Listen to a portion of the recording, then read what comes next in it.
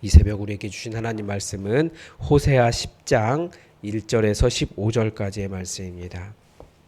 호세아 10장 1절에서 15절까지의 말씀입니다. 우리 하나님의 말씀을 다 함께 받들어 읽겠습니다. 이스라엘은 열매 맺는 무성한 포도나무라. 그 열매가 많을수록 제단을 많게 하며 그 땅이 번영할수록 주상을 아름답게 하도다. 그들이 두 마음을 품었으니 이제 벌을 받을 것이라. 하나님이 그 제단을 쳐서 깨뜨리시며 그 주상을 허시리라. 그들이 이제 이르기를 우리가 여호와를 두려워하지 아니하므로 우리에게 왕이 없거니와 왕이 우리를 위하여 무엇을 하리요 하리로다. 그들이 헛된 말을 내며 거짓 맹세로 언약을 세우니 그 재판이 밭 일항에 돋는 독초 같으리로다. 사마리아 주민이 벳 아웬의 송아지로 말미암아 두려워할 것이라. 그 백성이 슬퍼하며 그것을 기뻐하던 제사장들도 슬퍼하리니 이는 그의 영광이 떠나감이며 그 송아지는 아수르로 옮겨다가 예물로 야렙 왕에게 드리리니 에브라임은 수치를 받을 것이요 이스라엘은 자기들의 계책을 부끄러워할 것이며 사마리아 왕은 물 위에 있는 거품같이 멸망할 것이며 이스라엘의 죄 곧 아웬의 산당은 파괴되어 가시와 찔레가 그 제단 위에 날 것이니 그때 그들이 산더러 우리를 가리라 할 것이요 작은 산더러 우리 위에 무너지라 하리라.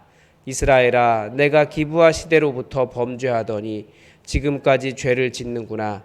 그러니 범죄한 자손들에 대한 전쟁이 어찌 기브아에서 일어나지 않겠느냐. 내가 원하는 때에 그들을 징계하리니 그들이 두 가지 죄에 걸릴 때에 만민이 모여서 그들을 치리라. 에브라임은 마치 길들인 암소 같아서 곡식 밟기를 좋아하나 내가 그의 아름다운 목에 멍에를 메우고 에브라임 위에 사람을 태우리니 유다가 밭을 갈고 야곱이 흙덩이를 깨뜨리리라. 너희가 자기를 위하여 공의를 심고 인애를 거두라. 너희 묵은 땅을 기경하라. 지금이 곧 여호와를 찾을 때니 마침내 여호와께서 오사 공의를 비처럼 너희에게 내리시리라. 너희는 악을 밭가라 죄를 거두고 거짓 열매를 먹었나니 이는 내가 내 길과 내 용사의 많음을 의뢰하였음이라. 그러므로 너희 중에 요란함이 일어나며 내 산성들이 다 무너지되 살만이 전쟁의 날에 벳 아벨을 무너뜨린 것 같이 될 것이라. 그때 어머니와 자식이 함께 부서졌도다. 너희의 큰 악으로 말미암아 베델이 이같이 너희에게 행하리니 이스라엘 왕이 새벽에 정령 망하리로다. 아멘. 이스라엘 땅에는 오래된 고대 도시들이 여럿이 있습니다. 그 중에 하나가 베델입니다. 원래 이름은 루스라고 하는 곳이었고 야곱이 형 에서를 피해서 도망갈 때 그곳에서 하나님을 만나고 엘베델, 베델의 하나님이라고 부른 후에 그곳의 이름은 베델이 되었습니다. 베트는 집이라는 뜻이고 엘은 하나님입니다. 그래서 벳엘의 원뜻은 하나님의 집이라는 뜻입니다. 이스라엘에게는 절대 잊어서는 안 되는 이스라엘의 선조가 하나님을 만난 경험이 있는 거룩한 도시였습니다.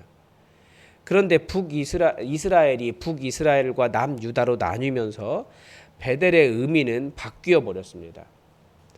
베델은 북이스라엘에 속한 지역이었고 그래서 남유다와 북이스라엘의 경계 지역이 되었습니다. 북이스라엘을 설립한 여로보암이 사람들이 자꾸 하나님을 섬기러 제사를 드리러 남유다 예루살렘으로 내려가니까 남쪽 끝 베델과 북쪽 끝 단에 금송아지를 세우고 이것이 너희 하나님 여호와다라고 거기에서 제사를 지내라라고 명령을 했습니다.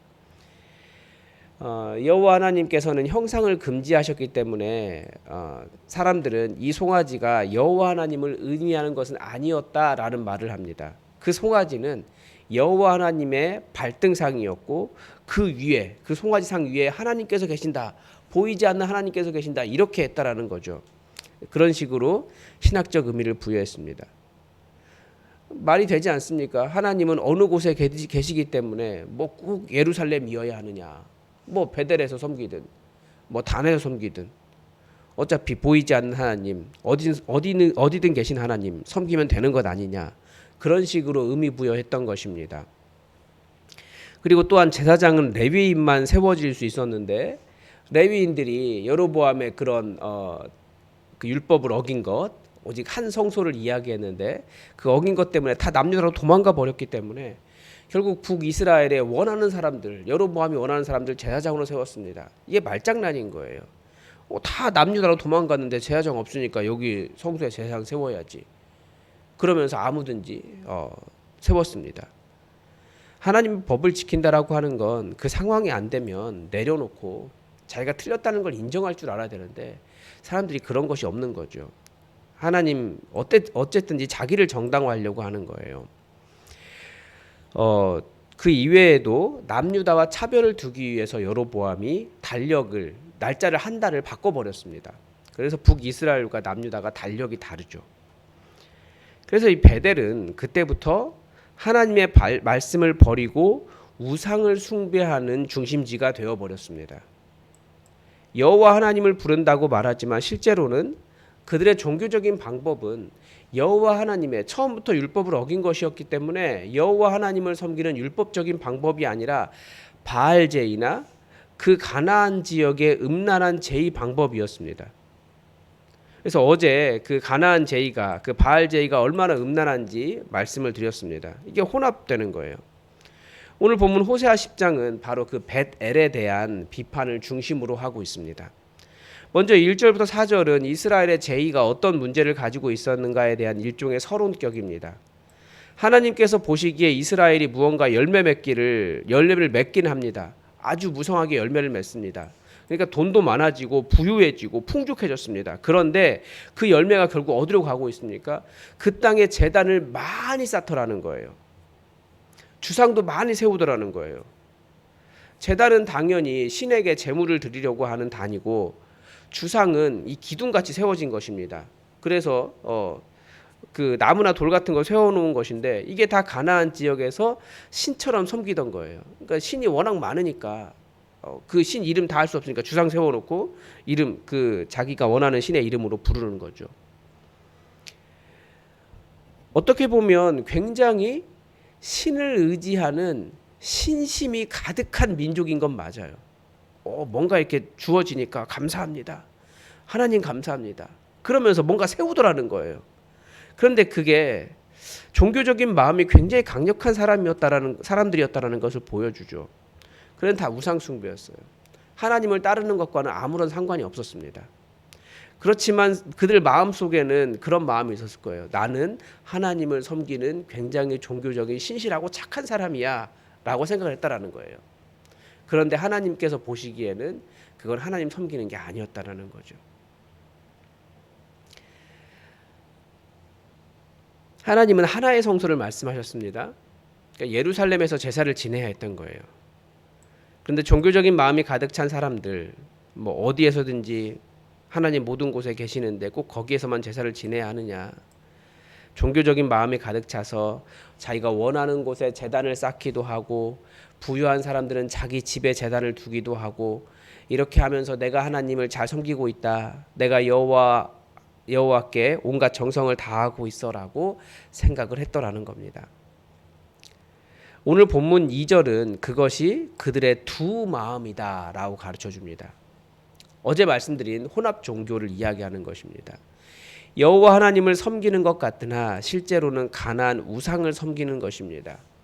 우상을 섬기는 근본적인 마음에는 다 나를 섬기는 것입니다. 나의 옳음, 나의 정의, 나는 틀리지 않았어. 내가 맞아. 하나님께서 내가 이렇게 정성을 다하고 있으니 하나님께 나를 사랑하시겠지. 그런데 하나님의 말씀을 어기고 있다는 걸 생각을 못하는 거예요. 하나님이 그들에게 벌을 내리셔서 그 제단을 쳐서 깨트리시고 그 주상을 헐어버리겠다라고 말씀하십니다. 그런데 이스라엘 사람들은 더 교만한 마음을 가지고 있었습니다. 3절의 말씀은 조금 이해하기 어렵습니다. 여호와 하나님과 왕이 연결되고 있습니다. 무슨 말이냐면 이스라엘 사람들이 왕을 여러 번 바꿨습니다. 남유다는 왕이 한 번도 안 바뀌거든요. 그런데 북이스라엘은 왕이 자꾸 바뀌어요. 그거 이야기하는 것입니다. 자기 마음에 안 들면 죽여버리고 자기가 원하는 사람 왕으로 세우는 거예요. 하나님께서 세우신 사람에 대한 존중이 없다라는 거죠.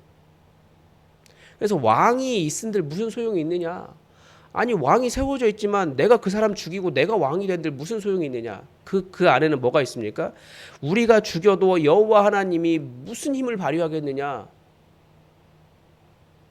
우리가 왕을 죽여도 하나님께서 우리에게 무슨 벌을 내리시겠느냐? 하나님께서 세우신 사람에 대한 존중이 전혀 없었다라는 거예요. 그들에게는 두려움이 없었습니다. 한편으로는 이것이 민주적인 의식이 굉장히 높았기 때문에라고 해석을 할 수 있겠지만 그것이 아니라 그냥 단순히 하나님께서 세우신 사람에 대한 두려움이 없는 거고 나아가 그 사람을 세운 하나님에 대한 두려움이 없는 것입니다. 그래서 그들의 지도자들에게 그렇게 했다라고 비판을 하고 있는 거죠. 그래서 때로는 하나님께서 세우신 조직과 하나님께서 세우신 직분자들을 존중하는 것, 이것이 하나님을 경외하는 것, 하나님의 집에서는 하나님을 경외하는 것과 연결되어 있습니다. 그런 조직과 직분에 대한 존중이 없는 사람들 혹은 제도에 대한 존중이 없는 사람들은 실질적으로는 민주적인 것이 아니라 하나님에 대한 두려움이 없는 사람들일 가능성이 많다라고 지적을 하고 있는 거죠. 자기 의에 가득 차서 내가 뭐 틀린 거 있는가? 하나님을 두려워함이 없는 것입니다. 이게 이스라엘 종교의 문제였다라는 거죠. 부유할수록 자기를 위한 것이 더 가득하고 제단을 치장하고 하나님에 대한 두려움을 상실해 갑니다. 부유한 사람일수록 그런 것이 있잖아요. 그래서 그들의 그런 종교적인 문제에 대한 비판의 대표적으로 벳엘을 이야기하는 것입니다. 먼저 5절에서 벳아웬의 송아지를 이야기합니다. 여기서 벳아웬, 베델을 벳아웬이라고 부르고 있는데 아웬은 악, 죄라는 뜻입니다. 그러니까 그 도시 벳엘 하나님의 집이 아니라 죄악의 집이라고 불려야 한다라고 선지자가 비판하고 있는 것입니다. 그들이 그 송아지 형상과 그 제단에 얼마나 많은 치장을 했는지 그 송아지 상이 심판을 받을 때 사람들이 두려워하게 되고 거기에 세워진 거짓 제사장들이 슬퍼할 것이다라고 예언을 합니다. 그 송아지 상이 나라가 망할 때 아수르로 넘겨지게 될 것이다. 그러니까 아수르가 그 땅을 정복하게 될 것이다 라고 예언을 하죠. 그래서 그들의 그 죄로 가득 찬 아웬 신당이 파괴되고 거기에 가시와 찔레가 날 것이다 라고 예언을 합니다. 그러면서 베델이 그러니까 벳아웬이 아니라 하나님의 집이 되려면 어떻게 해야 될까? 12절에서 선지자는 이렇게 가르쳐 줍니다. 너희는 자기를 위하여 공의를 심고 인애를 거두라. 너희 묵은 땅을 기경하라. 지금이 곧 여호와를 찾을 때다라고 선포합니다.